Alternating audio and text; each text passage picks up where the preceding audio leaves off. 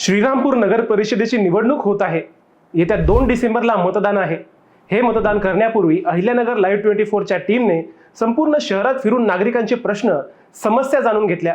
कुरघोड्या करण्यात गुंतलेले राजकारणी, उदासीन प्रशासन आणि स्थानिक नेत्यांचे दुर्लक्ष यामुळे श्रीरामपूर बकाल होत आहे। नागरिक समस्याही दिवसेंदिवस वाढत आहेत। या सर्वांवर तोडगा काढण्यासाठी पालिकेत योग्य व्यक्ती नगरसेवक म्हणून पाठवला जावा अशी श्रीरामपूरकरांकडून अपेक्षा आहे। मतदान करण्यापूर्वी उमेदवार कसा आहे, त्याला समाजसेवेची किती आवड आहे, नगरसेवक म्हणून तो काय करू शकतो आणि सगळ्यात महत्त्वाचे म्हणजे तो विकास निधी कसा आणू शकतो, हे सगळं तपासायला हवं। श्रीरामपूरची सध्याची स्थिती ओढवण्यासही श्रीरामपूरकर जबाबदार आहेत आणि आता ही स्थिती बदलण्याची जबाबदारी ही नागरिक म्हणून श्रीरामपूरकरांवरच आहे। नेमक्या काय आहेत समस्या आणि काय आहेत जबाबदाऱ्या, याच विषयीचा आमचा हा स्पेशल रिपोर्ट। नमस्कार, मी अजय आणि तुम्ही पाहत आहात अहिल्यानगर लाईव्ह 24, नगरी राजकारणाचं परफेक्ट ॲनालिसिस। झहीर खान आठवतोय? ज्यांना क्रिकेट कळतंय त्यांना लगेच आठवेल, ज्यांना कळत नाही त्यांनीही कधी ना कधी त्याचं नाव ऐकलं असेल। तो श्रीरामपूरचा भारतीय क्रिकेट संघातील प्रमुख वेगवान गोलंदाज असलेला झहीर मूळचा श्रीरामपूरचा। तसं पाहिलं तर श्रीरामपूरची ओळख फार तर फार 8085 वर्षाची बेलापूर रेल्वे स्टेशन परिसरातील जी वस्ती झाली ती पुढे श्रीरामपूर म्हणून ओळखली गेली।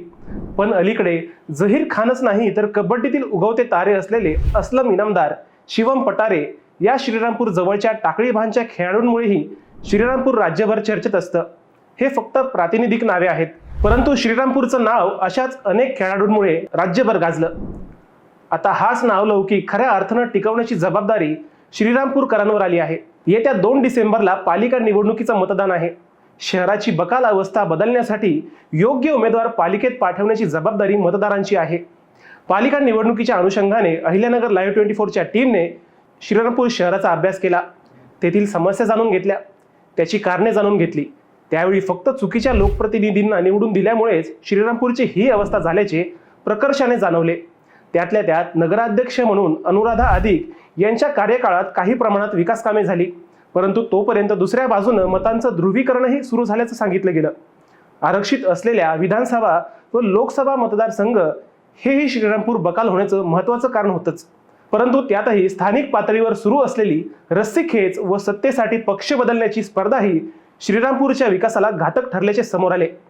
श्रीरामपुरात फिरल्यावर रस्त्यावरील अतिक्रमणे, अस्ताव्यस्त लावलेल्या गाड्या, धूळ, खड्डे हे प्रकर्षानं जाणवतं। शिवाय रस्त्यावर साचलेल्या गटारी, लोंबकळणाऱ्या विजेचा तारा, वीज अंधारात असलेले प्रभाग हेही जाणवलं। या सगळ्याला कारणीभूत आहेत श्रीरामपूरकर। गेल्या काही वर्षांपासून श्रीरामपूरमध्ये फक्त कुरघोड्यांचं राजकारण सुरू आहे। फक्त जिरवाजिरवी सुरू झाली, विकासाचं कुणालाही काही घेणं देणं राहिलं नाही असं श्रीरामपूरकर स्वतः सांगताना दिसले। राजकीय मंडळींनीच अतिक्रमणाला पाठिंबा दिला आणि रस्ते गायब झाले। छोट्या मोठ्या व्यावसायिकांनी फुटपाथ गिळंकृत केले आणि शहर विद्रूप झालं। 100 फुटांच्या मुख्य रस्त्याचा श्वास कोंडला। गोंधवणी रस्त्यावर जिथं जागा मिळेल तिथं टपऱ्या टाकल्या गेल्या। वॉर्ड नंबर 2 मध्येही अतिक्रमण वाढलं।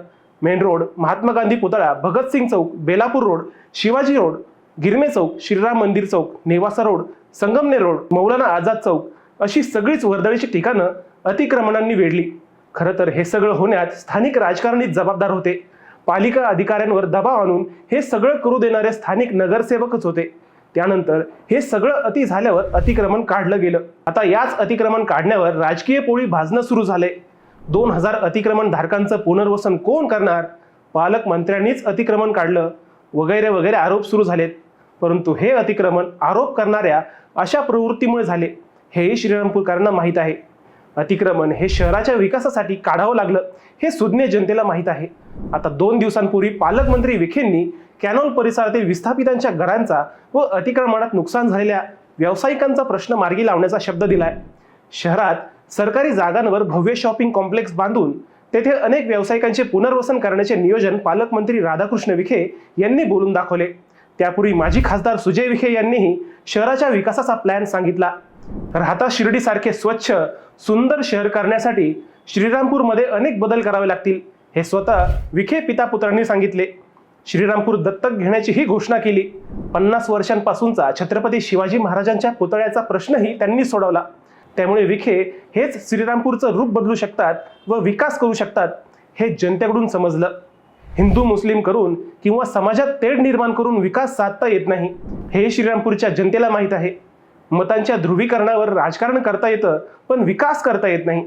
त्यामुळे कट्टरतावादावर निवडणूक लढवण्याऐवजी विकासावर निवडणूक लढवली जावी अशी श्रीरामपूरकरांची अपेक्षा आहे.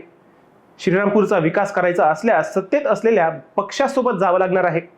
सध्या भाजप हा केंद्रात व राज्यात सत्तेत आहे. मुख्यमंत्री देवेंद्र फडणवीस, पालकमंत्री राधाकृष्ण विखे यांच्या सोबत राहिल्यास श्रीरामपूरची बकाल अवस्था बदलता येणार आहे. श्रीनिवास बिहाणी यांच्यासारखा नगराध्यक्ष पदाचा चेहरा यावेळी श्रीरामपूरकरांना मिळाला आहे. बिहाणींकडे विकासाचे विजन आहे. नुसते विजन नाही तर बिहाणींकडे सर्वसमावेशक नेतृत्व गुणही आहेत. नगराध्यक्ष पदाच्या इतर चेहऱ्यांपेक्षा बिहाणी सगळ्याच बाबतीत उजवे आहेत, हे स्वतः श्रीरामपूरकर सांगतायत. बिहाणींचा सर्वसमावेशकपणा, विखेंची साथ आणि भाजपच्या सत्तेची मदत सध्या श्रीरामपूरमध्ये चर्चेत आली आहे. मित्रांनो, श्रीरामपूरचा विकास साधायचा असेल तर विखेंनाच श्रीरामपूरकरांनी साथ द्यावी असं तुम्हाला वाटतं का? तुमचं उत्तर आम्हाला कमेंट करून नक्की कळवा. शिवाय व्हिडिओ आवडला असेल तर चॅनलला सबस्क्राईब करून व्हिडिओला लाईक करायला विसरू नका. पुन्हा भेटूयात नव्या विषयावर. तोपर्यंत नमस्कार.